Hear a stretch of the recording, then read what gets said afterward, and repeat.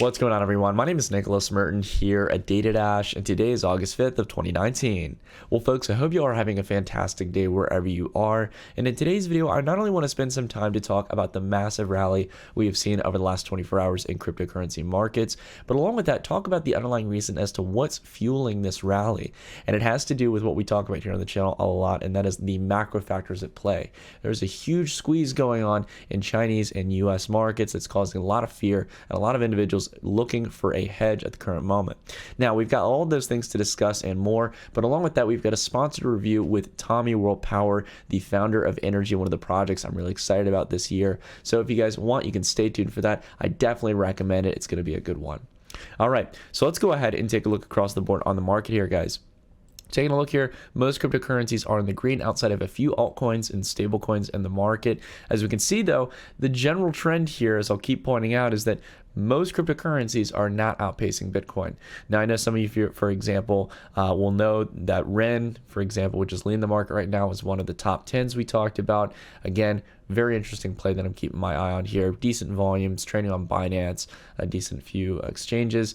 But again, I'll be fair, it's one of the few altcoins I haven't picked up a position in, which is kind of upsetting. But nonetheless, my altcoins are doing fine. They're not keeping up so much with Bitcoin, though. As we can see, there's a select few that are really keeping up with Bitcoin. So I'm hoping that we'll see altcoins kind of bounce up later on after we've gotten this new liquidity entering into the market. This is actually kind of a positive sign, because when it tends to be that when we see Bitcoin heavily outpacing the market like this and having a significant rally outside of a corrective period where we had low volume, this is not only showing a sign that we're exiting out of the correction, but it's likely a sign that we're seeing new liquidity come into the space. And the volume across the board is pretty decent. Definitely nothing as to what we've seen back here during some of these rallies. I think we'll have to see that over the next few days, but nonetheless, it is enough to where I'm confident that we have hit the bottom of this correction. Would have loved for it to last longer, but I got my averages in, and I'm happy about it, guys. So we can see here, for example, we had lowering lows, lowering highs, and then we have a reversal of the trend. We have higher lows and then higher highs here. So I think this is a pretty good confirmation that we're moving onward, and we should accept that, the markets are probably going to start picking up here quite soon into the later part of the summer. And to be fair, guys, Bitcoin dominance setting new relative highs for this year at 67.6%. I got to tell you, I'm thinking there's a point here where we're going to get altcoins getting a little bit of love here, but it's not going to be every altcoin, guys. It's not going to be every altcoin. And this is just getting stronger and stronger here as we press towards 70%. And to really put some perspective, we haven't seen this kind of Bitcoin dominance in the market since all the way back here in April 10th of 2017. It's pretty wild stuff, guys. Now, again, you got to factor in even stable coins as well and things of that sort that would even give Bitcoin more dominance if we were to take them out of the equation. All right, guys, so I want to let you all know real quick, for those of you who are really big OGs of the channel, like who've been here from the start, I used a website called CryptoWatch. It's cryptowat.ch. It recently got acquired by Kraken, but it's basically a charting website and multi-purpose tool for cryptocurrencies, and they recently became a sponsor of the channel. So I'm going to be using them for my charting in the sense of where I used to use TradingView.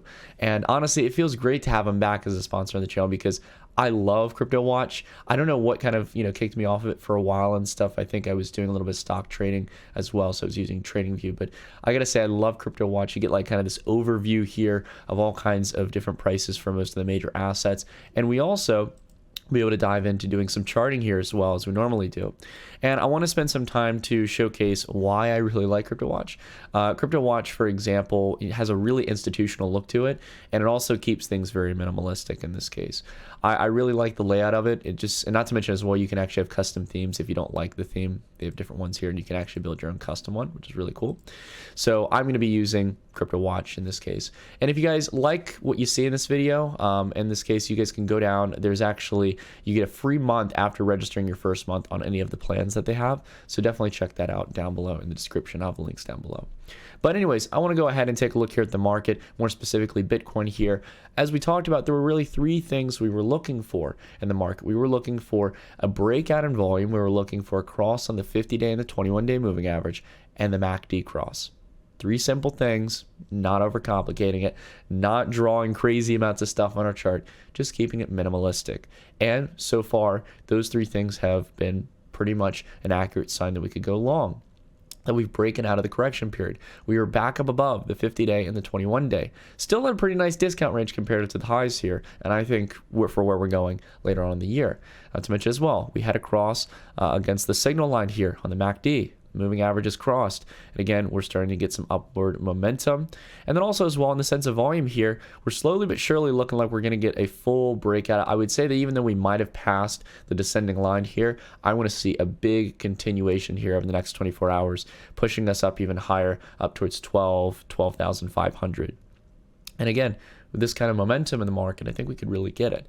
So again, very exciting stuff here. Good to see the green price action coming in, multiple days of upward momentum coming into these macro factors that are really pressuring price higher. Not to mention, one of my interesting tools I like to use here, and they have here, for example, on Crypto Watch, is the Fibonacci fan.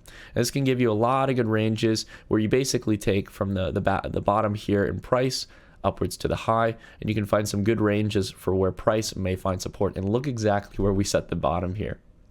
Might be coincidence, guys. Anyways, I love any kind of Fibonacci tool like this. Fibonacci's are one of the most actively used in the sense of kind of institutional charting tools. And the reason being is that with Fibonacci in this case, it's really great for finding support and resistance in this price. We talked about it a long time ago on the channel, and I definitely like to dive into using these other tools like the Fibonacci fan on the Trading Tip series. All right, so I wanted to talk about this, guys, and as I was talking about with the kind of flush on a lot of altcoins out there, guys, let me make something very clear.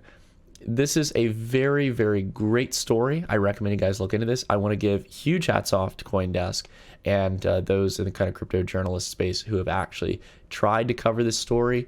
I've been trying to talk about this forever, and it's sometimes difficult to kind of get across what it is, how they do it.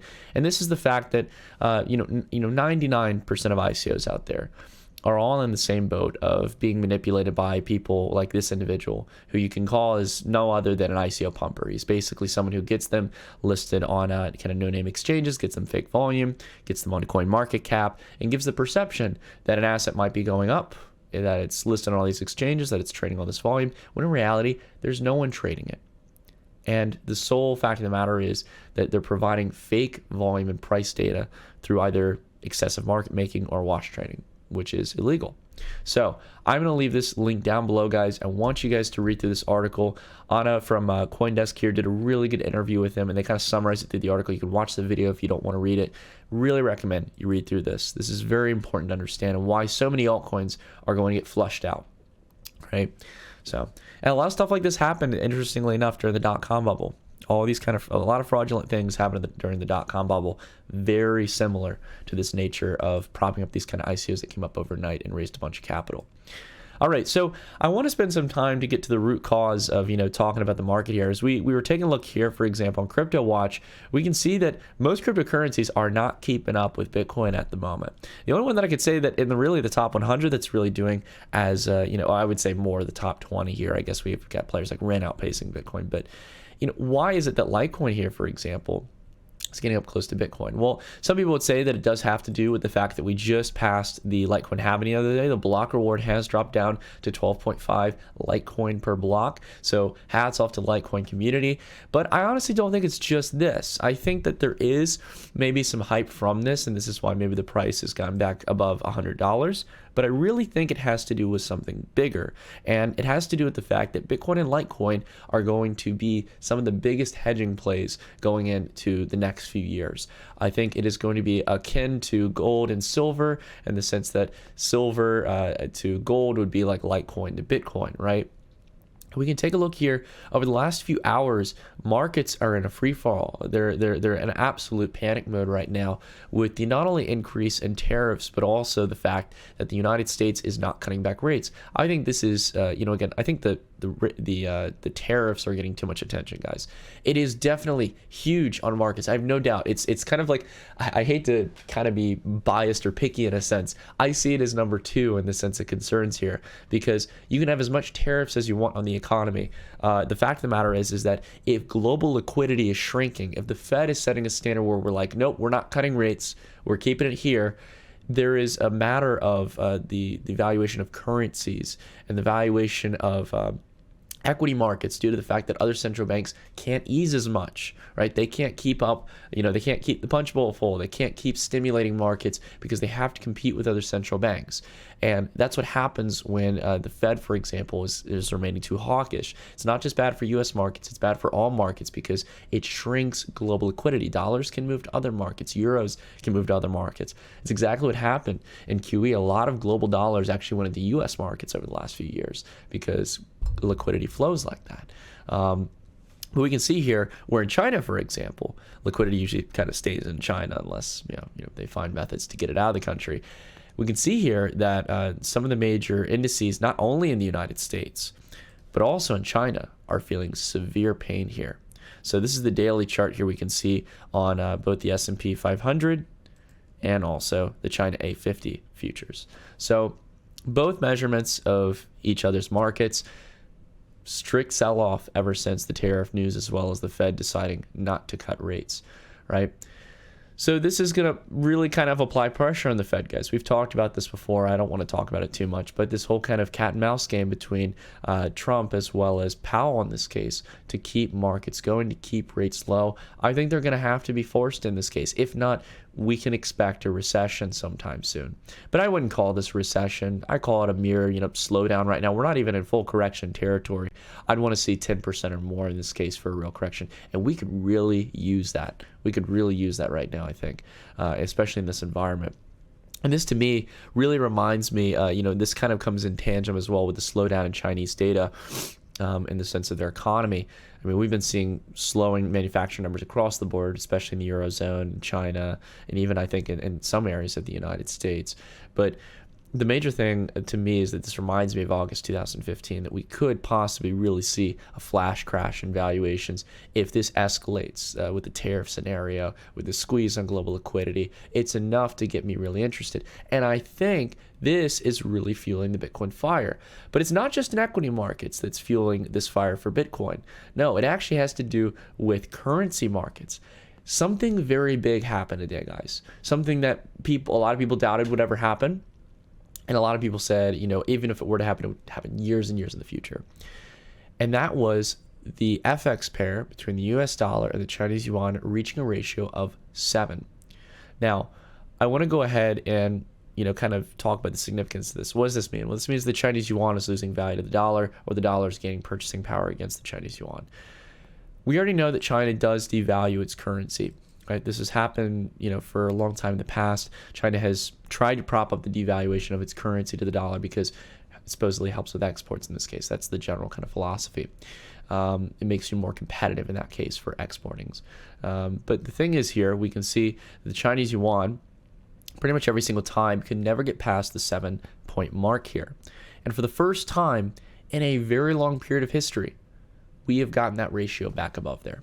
Overnight, FX rates for this currency pair popped up 1.5%. Now, in crypto markets, that might seem like a drop in the bucket. When it comes to two of the world leading currencies, that is huge. That is a huge shift. And that's going to push a lot of people in Forex markets to look for hedges who might have been overexposed to the yuan, or those who have wealth in China that are exposed in their native currency. Not to mention, whether or not you're exposed in the currency, if you're exposed in the equities, you're exposed to the currency. What do you think all those stocks are trading against? The Chinese yuan. So what does this lead people to do? It leads people to look for a hedge in this case, something that isn't inflationary, that is continuing to go up. And that's exactly what we're getting with Bitcoin here. Now, I don't think all the money's flown there, but we've got some money. And the fact is that just because a fraction of that money might have come in to crypto markets here through China, the Chinese outlets into cryptocurrency markets that have propped up this price, if it's just a little bit of liquidity, what happens with more liquidity comes? And what happens when we really start to get some panic going on in traditional markets and traditional currency markets as well? What will that do for Bitcoin and other cryptocurrencies? I think that's the interesting question we have to ask ourselves going into the later part of 2019 and 2020 as well as 2021. I know I've been asking these questions. I know my trading and investing strategy has been built to win in an environment where fears are continuing to grow, and that is an overexposure into cryptocurrencies as well as gold and silver.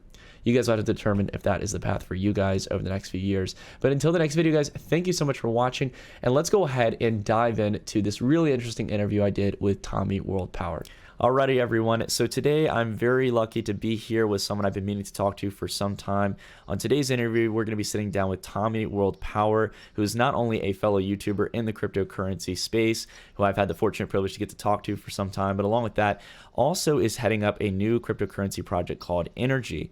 Now, I want to start off by saying, Tommy, it's a pleasure to have you here. And the other thing that I want to make clear as well is, as I hinted to earlier, Tommy is a YouTuber in the cryptocurrency space. And the reason why I'm really excited for this interview is because Energi as a project has a lot of similarities to what I would see in my ideal cryptocurrency.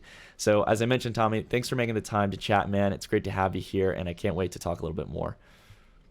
Thanks. Pleasure to be here. Yeah, let's have some fun. Awesome. And man, I want to start off, before we dive into Energi, we did a review back on the channel a little while ago.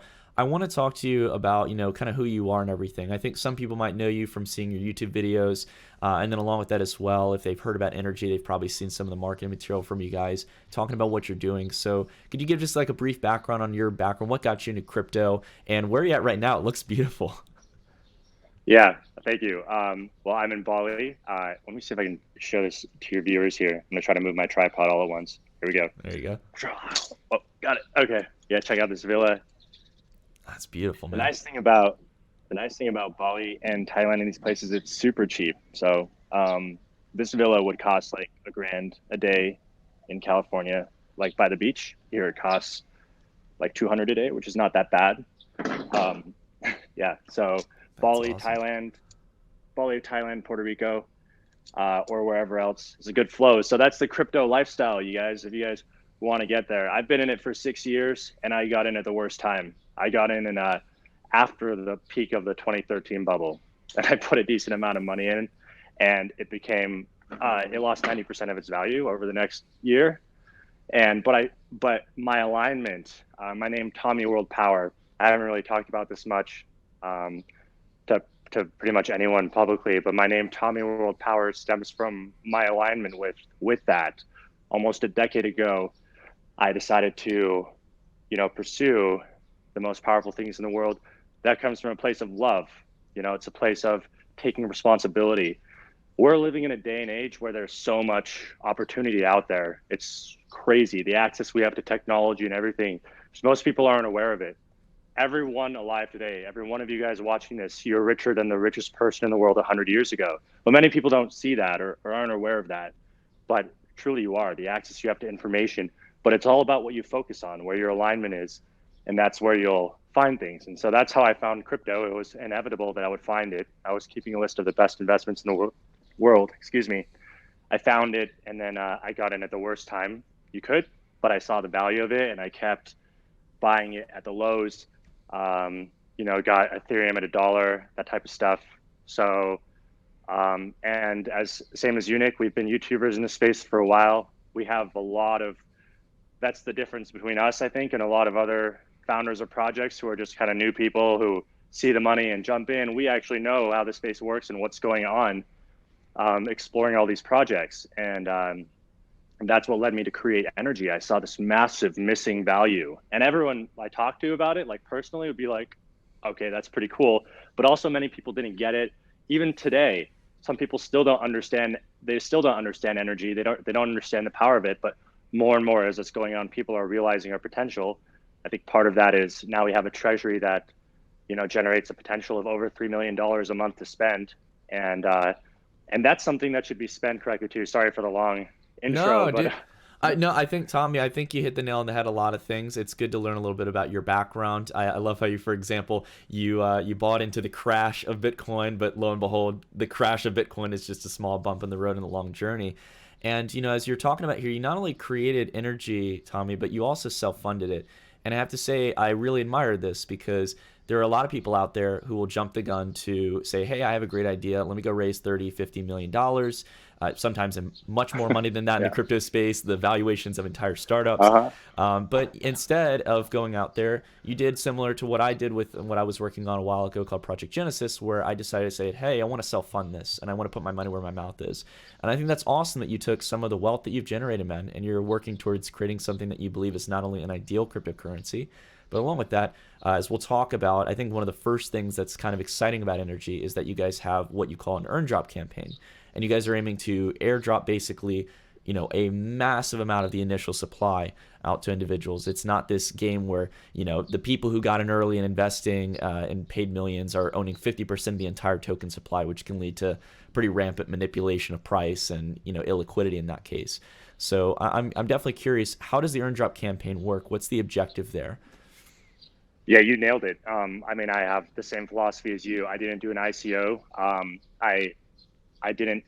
If you see what is created with the strong self-funding treasury I created, we didn't need to raise funds. I mean, besides getting past the initial phase, which I could do, but after that, you shouldn't need to raise funds. And I did this in a bear market, which is the hardest time to do it. Energi was launched in April last year, and the market just went straight down from there. Yeah. Even till now, altcoins are at all-time lows or whatnot in BTC.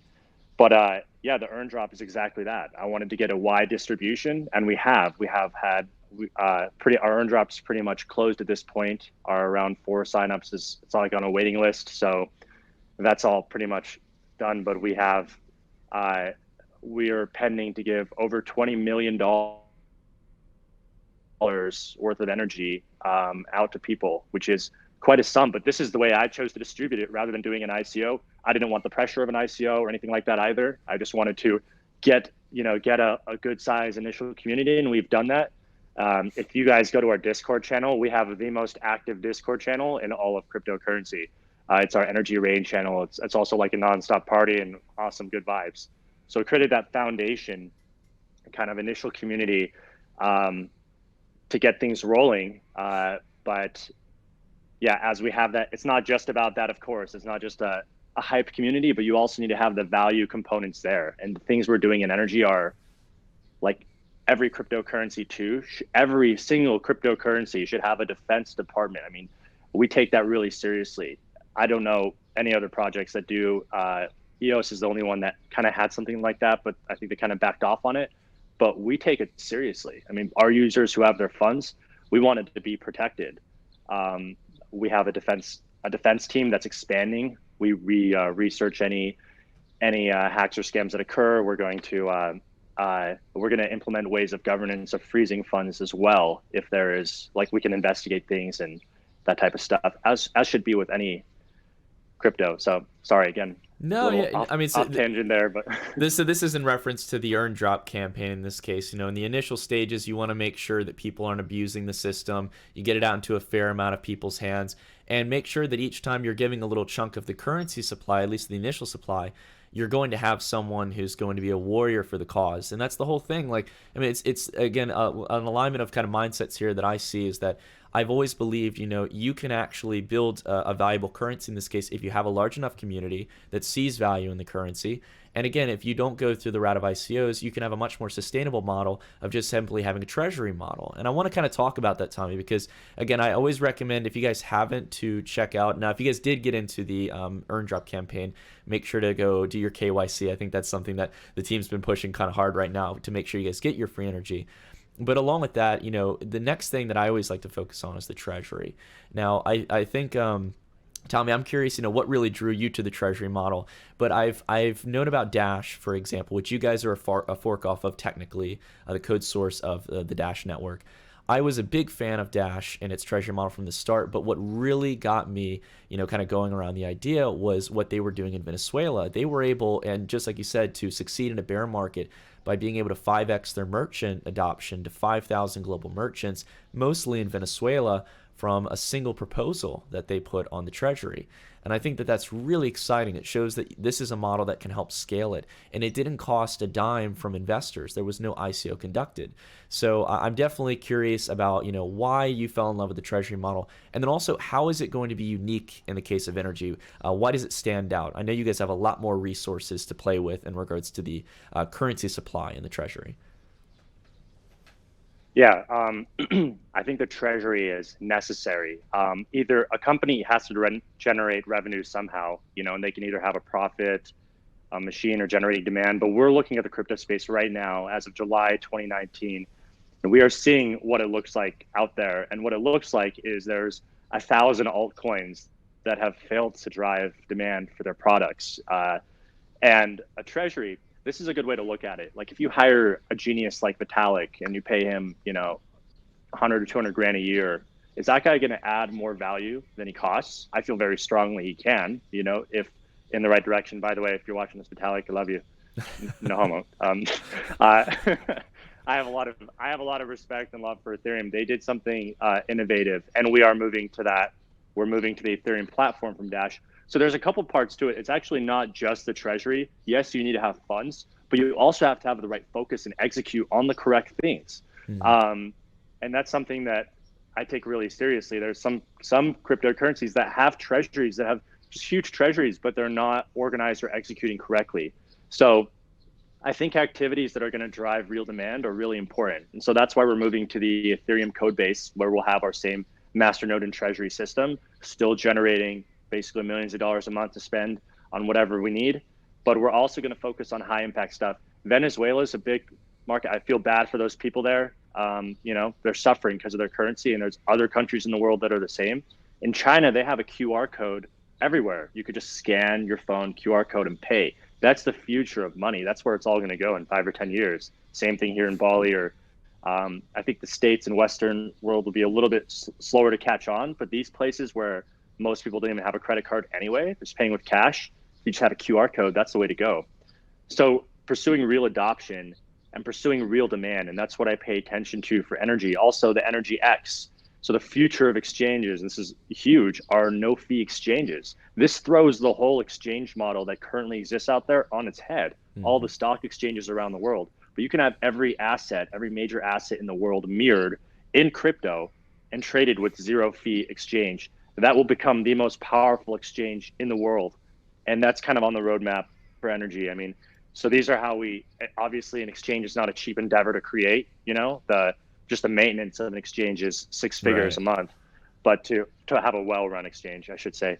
But yeah, that's the future of this. The model that we've created, that we're essentially trying to drive demand for Energi and not charge fees for products, is a revolutionary model. And I feel that will disrupt a lot of industries. Yeah, so I definitely want to dive into some of those kind of future aspects in regards to what you're doing. You talked about switching over the Ethereum code base and Energi X, which is going to be one of the exchanges where you'll be able to pretty much trade any kind of financial product, in this case, in a crypto format. I'm curious, towards what we were talking about in regards to the treasury. So I'm curious, how does it go about executing it differently than Dash? That's something I've been real curious about, because I think obviously you guys have a bigger war chest right now at the current market cap. You've got more than what Dash is pulling on a monthly basis, which I think is already a really exciting factor. But how are you guys going about structuring this? I'm curious if you guys have a game plan on how you want to do that, because I agree with you. I saw a lot of inefficiencies in the Dash treasury model as well that has hindered continued growth and merchant adoption. Yeah, I think so the overall picture of anything is just the leadership and where they want to take it. I actually went to Dash Meetup in March 2017, and I stood up and asked, hey, have you guys considered increasing your treasury size from 10% to 20%? And the answer I got was, though, they have to do all this testing, this and that. I could basically see that it's just not going to happen. And that was before I started creating Energi, by the way. It's like just a couple months before. And I realized trying to change an existing project is like trying to push a boulder uphill. It's just not going to happen. So that was kind of the roots of me creating Energi. But I think there's something to be said for hunger, and I think we are more hungry than most other projects. I truly have the ambition for Energi to be the most powerful cryptocurrency in the world, and that's done by focusing on what are the most powerful things. And that might sound crazy to some people, but it's really not. Just like as powerful as Energi already is, this is something that I saw years ago that many people couldn't see, and that's how I knew I had to create it. It's the same thing with some of these things that will be added on. Yeah, and like I think, Tommy, you mentioned drive actual. So Dash has been working on yeah, sorry, I think it cut out there for a second. No, I mean, you really do summarize it quite well. I think that, the mindset of where you want to put your focus. Dash does have some like central components of leadership and stuff. I've talked to Dash core group and a lot of people who do have a lot of stake in the masternode system. And they're still kind of focused now, even though they had a lot of success in Venezuela, they're putting their focus in Western markets, things of that sort, on like esports and gaming and stuff like that. And it's like, look, that's kind of cool. But like you mentioned, there's countries, abundance of countries like Venezuela, and even major mainstream countries like China that are developing and have billions of people, that need something like this. And they're already used to the format.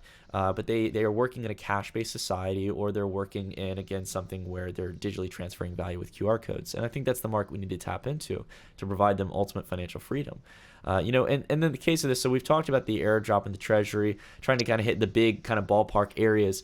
One thing you were talking about is how you're going to be evolving to Energy 3.0. I think you started off at the base level with Energi, wanting to be a semi-store of value and a way to transfer value in this case, as I think the kind of value proposition is for cryptocurrencies, is money in a case.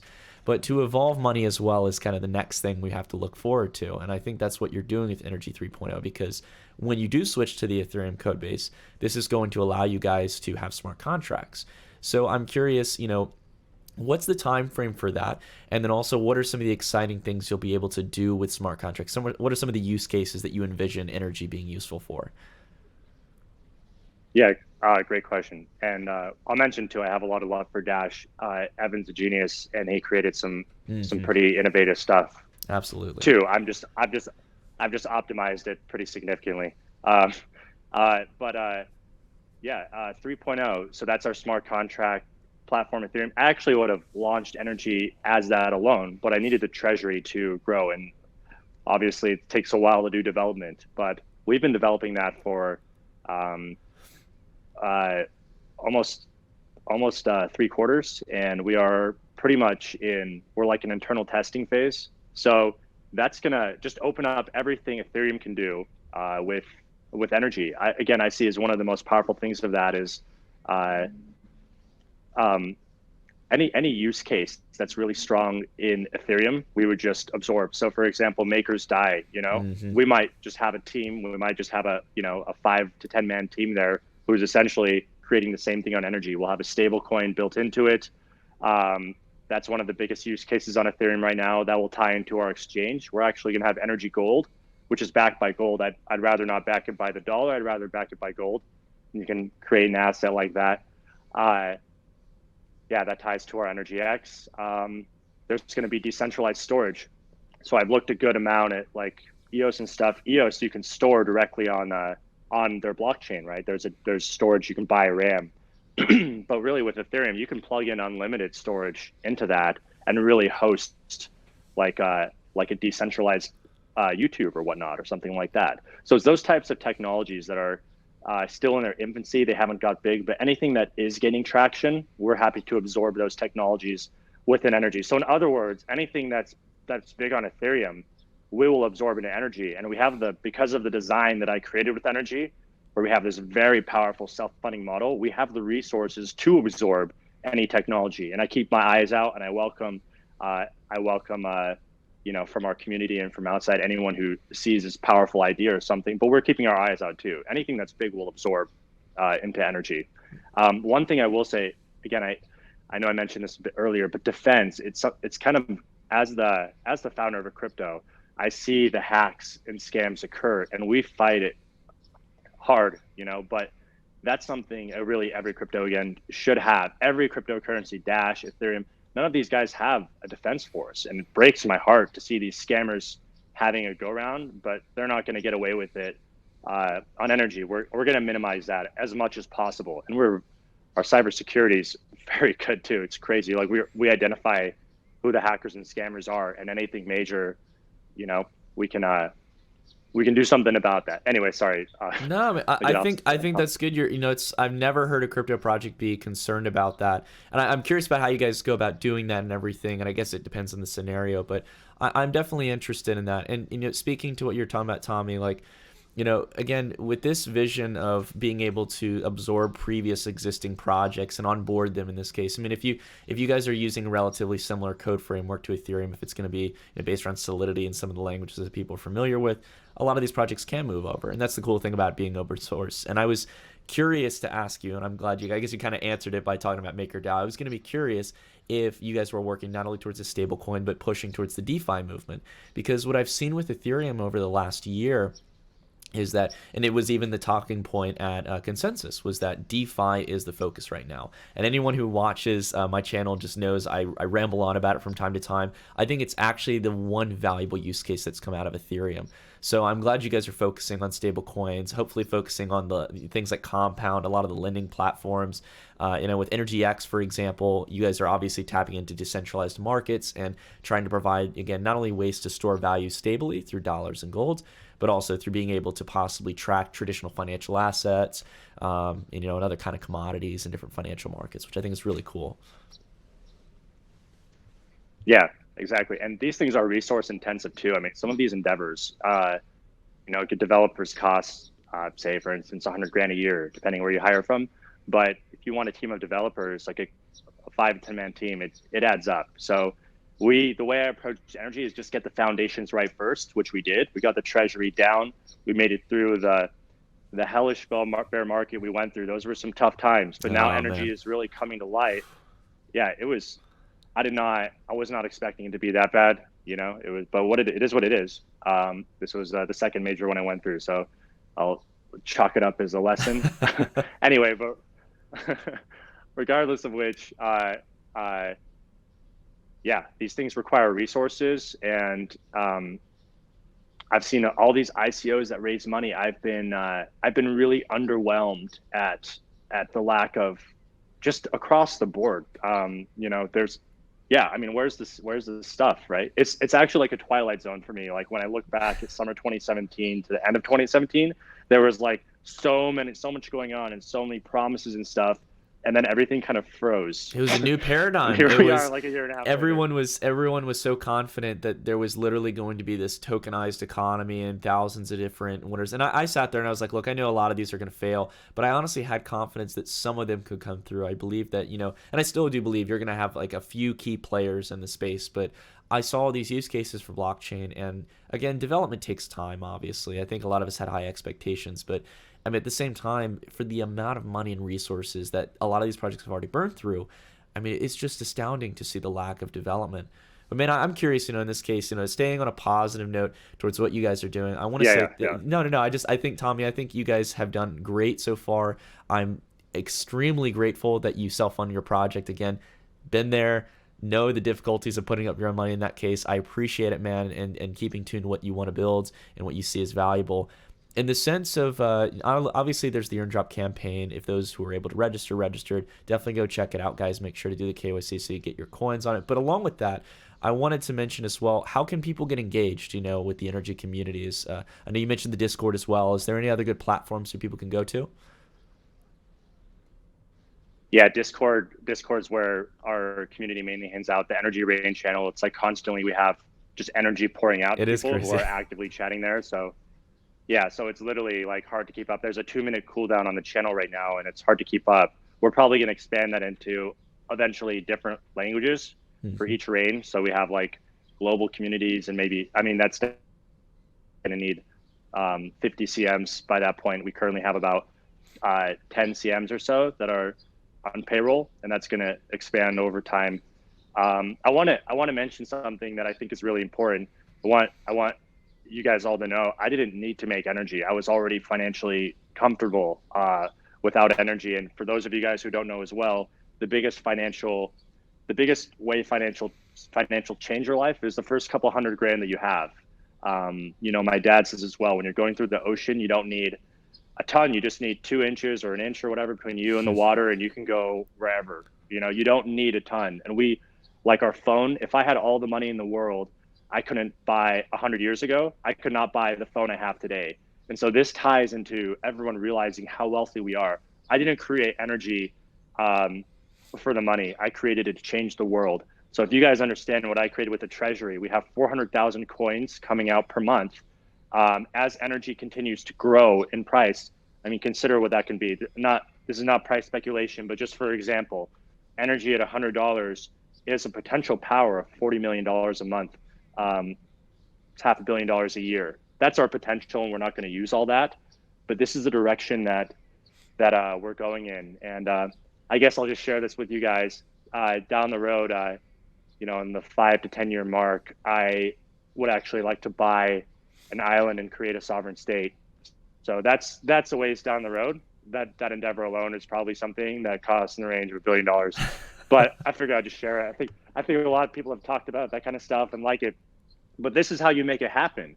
You need a treasury that can fund that, and you also need a currency that is a cryptocurrency that's doing all those things right. The user protections has to be there, the technology has to be there, the leadership and governance has to be there. But this is what I think crypto is really about. It's not just about a small little use case, small use cases all day, but there's 100 small use cases.